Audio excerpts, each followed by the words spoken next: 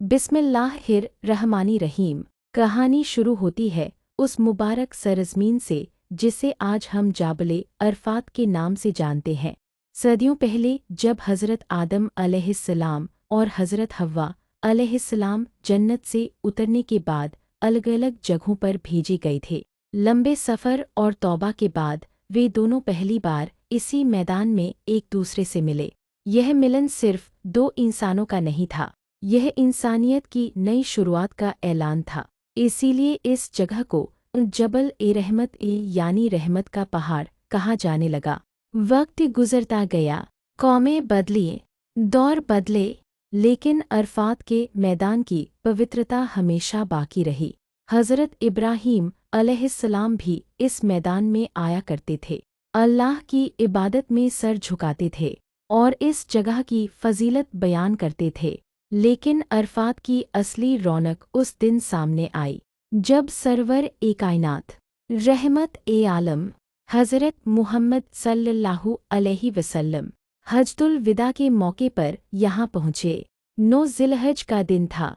लाखों सहाबा इस मैदान में जमा थे और पूरे माहौल में एक खास सुकून, एक गहराई और एक रूहानी खामोशी थी। रसूल ए पाक सल्लल्लाहु अलैहि वसल्लम मस्जिदे नामिरा में दाखिल हुए और इंसानियत की सबसे महान तकरीर खुतबा ए हज्जुल विदा अदा किया।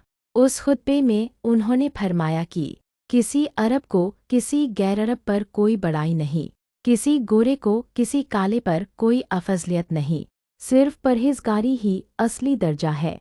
उन्होंने इंसाफ, अमानत, बहन भाई का हक और इंसानी बराबरी का नियम दुनिया को सौंपा। यह वह पैगाम था जिसने इंसानियत की दिशा हमेशा के लिए बदल दी।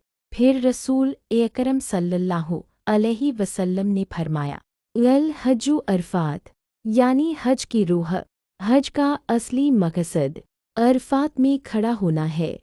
शाम तक हाजी इस मैदान में रहते हैं, दुआ करते हैं, रोते हैं, अपने गुनाहों की माफ़ी मांगते हैं और अल्लाह की रहमत को दिल में महसूस करते हैं। कहा जाता है कि इस दिन की दुआ सबसे जल्दी कबूल होती है, क्योंकि यह वह वक्त है जब आसमान से रहमत धरती पर उतरती है। आज भी जाबले अरफात वहीं खड़ा है। आदम अलैहिस्सलाम की मुलाकात की यादें समेटे, इब्राहीम अलैहिस्सलाम की इबादत की निशानियाँ लिए और मुहम्मद सल्लल्लाहु अलैहि वसल्लम की आखिरी वसीयत को संभाले हुए